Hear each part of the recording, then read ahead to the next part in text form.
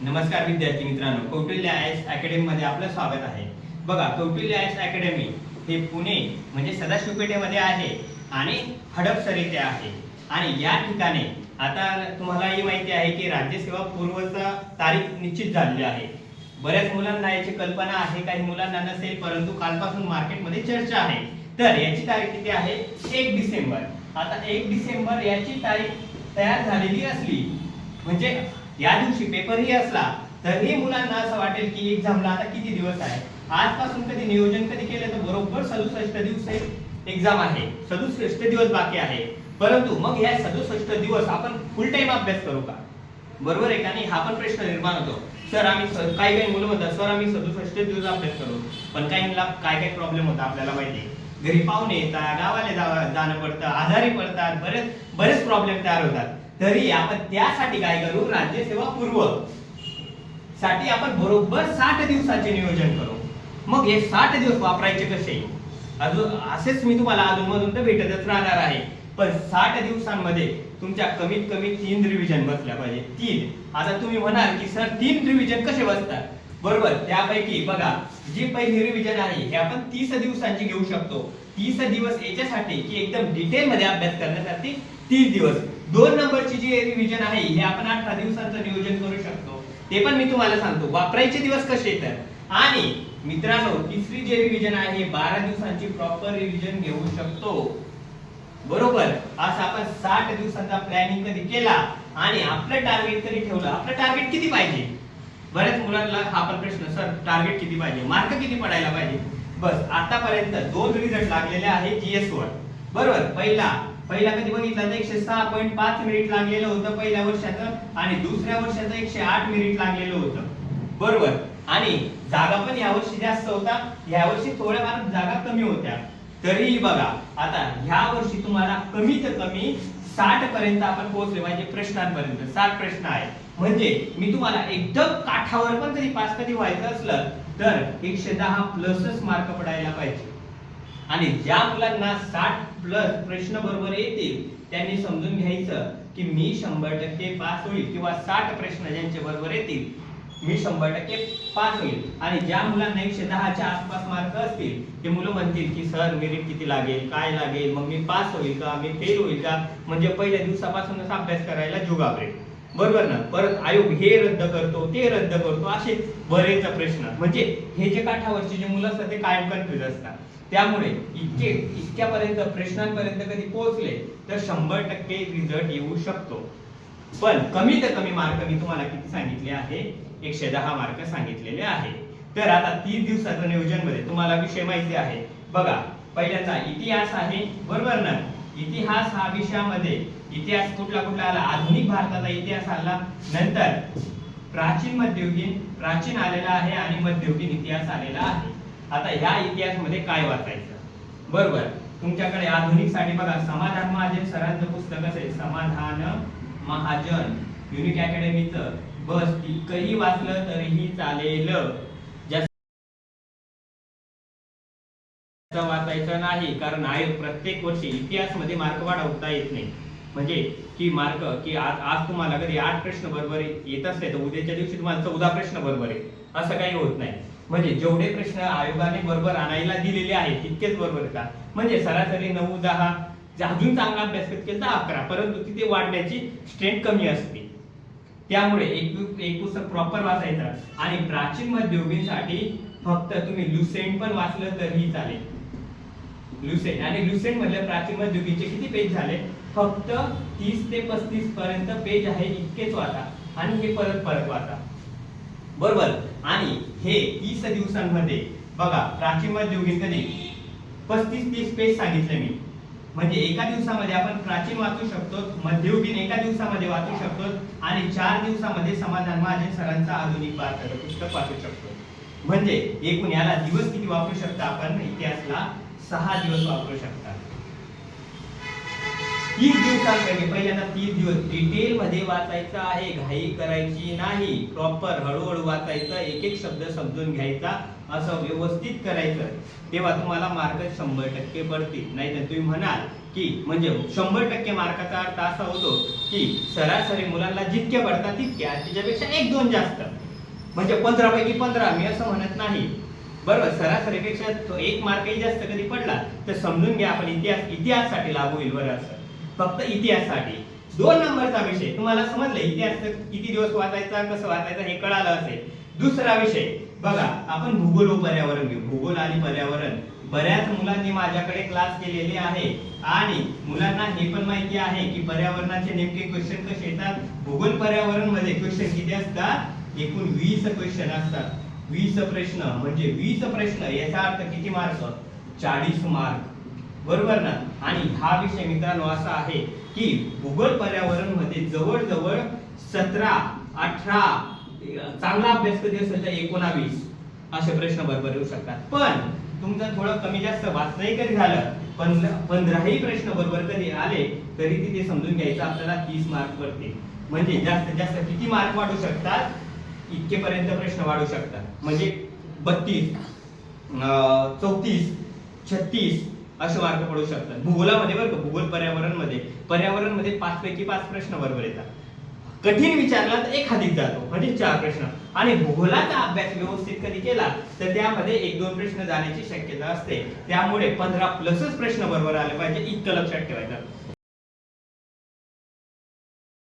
पण आता याला दिवस किती वापरायचे बघा. काही मुलांनी माझ्याकडे क्लास केलेले आहे आणि काही मुलांनी बाहेर क्लास केलेले आहे, तरीही काही प्रॉब्लेम नाही. आता दिवस किती वापरायचं याला प्रॉपर आपण बघा, पर्यावरणाला आपण फक्त 1 दिवस देऊ शकतो. कारण का, मागचे आता तुम्ही विश्लेषण वाचलेलं आहे, 4 वेळा आयोगाने तारखाही पुढे ढकललेल्या आहे, परत परत परत परत तुमचं वाचन झालं आहे, तरी 3 रिव्हिजन आपल्या कशा पद्धतीने बसतील आपण त्यावर विचार करतो. याला 80 बरोबर आले पाहिजे असंही म्हणत नाही, 70 बरोबर आले पाहिजे असंही म्हणत नाही, 60 बरोबर आले तर असंही म्हणत नाही.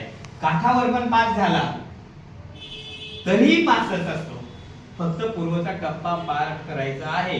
आणि मुलींना यापेक्षा कमी मार्क लागतात. म्हणजे 102 पर्यंत मार्कही कधी पडले 102 प्लस तर समजून घ्यायचं. मी सर्वात कमी मार्क सांगतोय मुलींसाठी सुद्धा 102 प्लस, तरी समजून घ्यायचं मी राज्यसेवा पूर्व 100% पास होऊ शकते. मुलांनी समजून घ्यायचं माझा राज्यसेवा प्रिलिमचा रिझल्ट येणारच, लावतोय, म्हणजे 100%. कळालं. मी तुम्हाला इथे 3 विषयाला सांगितलंय. आता याबरोबरच एक महत्त्वाचा विषय म्हणजे कोणता आहे, 20 प्रश्नांचा विज्ञान आहे, बरोबर. आता आपण विज्ञानाविषयी बोलू. विज्ञानला किती प्रश्न झाले, 20 प्रश्न, किती मार्क झाले, 40 मार्क. आता विज्ञान मध्ये किती बरोबर येतात बघा. विज्ञान मध्ये पैकीच्या पैकी मार्क येतात असा कोणीच नाही. एक अर्धा असतो की त्याचे 15 बरोबर आले, 16 बरोबर आले, 17 बरोबर आले. एक मित्र आहे माझे, त्यांना मागच्या वर्षी 18 बरोबर होते विज्ञानामध्ये. 18 प्रश्न म्हणतोय बरं मी. आणि बाकीच्या सरासरी मुलांना किती प्रश्न बरोबर आहेत, 10 ते 12 प्रश्न बरोबर येतात.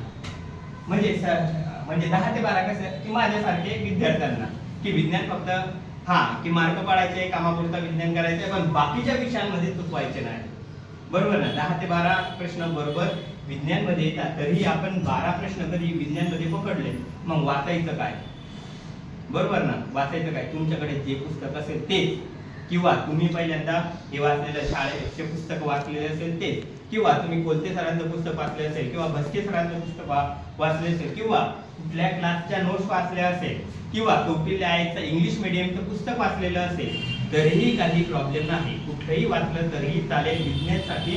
परंतु सरासरी इतके प्रश्न बरोबर आले पाहिजे आणि सरासरी इतके मार्क बरोबर आले पाहिजे, म्हणजे 24 मार्क. 24 कमीत कमी 12 प्रश्न बरोबर आले पाहिजे, कमीत कमी 12. तर समजून घ्यायचं तुम्ही प्रिलियम पास होण्याची शक्यता असते. विज्ञान सारख्या विषयामध्ये 20 क्वेश्चन पैकी तुमचे 5 आणि 6 क्वेश्चन बरोबर कधी आले तर मायनस किती होणार आहे, बरोबर. म्हणजे रिझल्ट जाण्याची ते चान्सेस असतात. म्हणून कमीत कमी इतके बरोबर आणा. पुस्तकाचं नाव तुम्ही जे वाचत आहे तेच सांगितलेलं आहे मी. कुठलंही पुस्तक वाचा हेच सांगितलंय. पण विज्ञान मध्ये इतके क्वेश्चन तर पुस्तका म्हणून कव्हर होतात आणि सोप्या कॅटेगरीतले प्रश्न सोडवायचे आहे. पेपर सोडवताना सोपी कॅटेगरी, मध्यम कॅटेगरी आणि कठीण कॅटेगरी अशी असते. फक्त आपल्याला अभ्यास करताना सोपा अभ्यास पहिल्यांदा करायचा. सोपा अभ्यास झाल्यानंतर कठीण 1-2 प्रश्न बरोबर आणायचे. तेव्हा आपले 55 प्लस प्रश्न बरोबर येतात. आणि 55 प्लस म्हणजे यासाठी हे सांगतो आहे की हे प्रीलियमचं किती मेरिट लागलं तर याच्यावर जाणार नाही. सर पेपर झाला का, तुम्हाला मेरिट कसं काय माहिती? मित्रांनो, मागच्या वर्षाचा अनालिसिस केलं, या वर्षाच्या जागाही वाढत आहे, बरोबर ना? त्यामुळे मी तुम्हाला सांगतो आहे की कमीत कमी इतके मार्क प्लस पाडा सांगतोय, बरोबर ना? मी तर सांगितलंच आहे कितीपर्यंत प्रश्न बरोबर आले पाहिजे, 60 पर्यंत प्रश्न बरोबर यायला पाहिजे. आता बघा, चालू घडामोडीसाठी रोज अभ्यास करायचा आहे. रोज म्हणजे रोज 1 तास 2 तास. आणि चालू घडामोडीसाठी काही मुलांनी मासिक पृथ्वी परिक्रमा वाचले असते, काही मुलांनी अभिनव प्रकाशन वाचलेलं असेल, काही मुलांनी अजून सिम्प्लिफाईड वाचलेलं असेल, काही मुलांनी कुठल्या अकॅडमीच्या नोट्स वाचलेल्या असेल, ज्या अकॅडमीच्या, काही मुलांनी सोपान सरांचे लेक्चर बघितले असेल, ज्या अकॅडमीच्या नोट्स वाचलेल्या आहे त्यांच्यासाठी सुद्धा मी एकच सांगेन की रोज अभ्यास करायचा आहे. 2023-24 मध्ये जेवढे झाले आहे तेवढे, आणि कितपर्यंत, जानेवारी फेब्रुवारी मार्च एप्रिल पर्यंत केलं तरीही चालेल. पण तुम्हाला विश्वास नसेल तर तुम्ही मे जून पण करू शकता. पण मी तुम्हाला इतकंच सांगेन की एप्रिल पर्यंत प्रॉपर व्यवस्थित वाचून घ्या. एप्रिल 2024 सांगत आहे, कारण पहिल्यांदा आपला पेपर 28 एप्रिलला होता, त्यामुळे एप्रिल 2024 सांगत आहे. नंतर बाकीच्या ह्या गोष्टी सांगतोय मी तुम्हाला, कळालं? इतकं कधी केलं तर तुम्हाला मार्क येऊ शकतात. चालू घडामोडीमध्ये मित्रांनो प्रत्येकाला 10, 11, 12, काही जण 13, काही जण 14, काही जण पैकीच्या पैकी मार्क पाडतात. आपल्याला चालू घडामोडीमध्ये 10 प्लस प्रश्न बरोबर आणायचे आहे, कारण सरासरी इतके प्रश्न बरोबर येणं गरजेचं आहे. 10 प्लस प्रश्न म्हणते मी, कारण हे प्रत्येकाला येतात आणि परीक्षा पुढे गेल्यामुळे मुलांच्या आतापर्यंत 10, 5, 6, 7, 8, 9, 10 रिव्हिजन झालेलं आहे. कारण 28 एप्रिलच्या पहिले 3 रिव्हिजन, नंतर परत एक्झाम पुढे गेली मे मध्ये, परत रिव्हिजन, परत जून मध्ये परत रिव्हिजन, म्हणजे रिव्हिजन कंटिन्यू. आणि अजून तर बघा ना किती दिवस बाकी, 67 दिवस बाकी आहे. आणि त्यात मी अजून सांगतोय तुम्हाला की 3 रिव्हिजन होणार आहे. म्हणजे चालू घडामोडी मुलांचा कसा झाला असेल तुम्हीच विचार करा. बऱ्याच मुलांनी अभ्यास स्किप केला आहे, बऱ्याच मुलांनी अभ्यास चालू ठेवलेला आहे, बरोबर ना? त्यामध्ये मला फक्त एक काहीच माहित नाही, मला फक्त एकच गोष्ट माहिती पाहिजे, मी प्रीलियम पास होईल, मला प्रीलियम पास व्हायची आहे. कोणाचं काही झालं तरी पण चालेल, पण माझा रिझल्ट यायलाच पाहिजे आणि तो 100% यायला पाहिजे. फक्त माझं एकच टार्गेट आहे, 1 डिसेंबरला जेव्हा पेपर होईल आणि जेव्हा संध्याकाळी येईल तेव्हा मला असं वाटलं पाहिजे 2 डिसेंबर पासून मी मुख्यतः अभ्यास करणार आहे. नियोजन पाहिजे की मी पेपर 2 चा अभ्यास करणार आहे, पेपर 3, पेपर 4, पेपर 1 चा अभ्यास करणार आहे.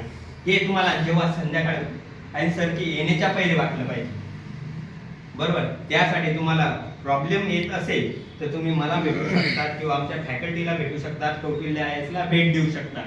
पण एकच मी तुम्हाला सांगेन की रिझल्ट येणं गरजेचं आहे, बरोबर? आता आपण विषय बघताना बघा काय काय बघितले.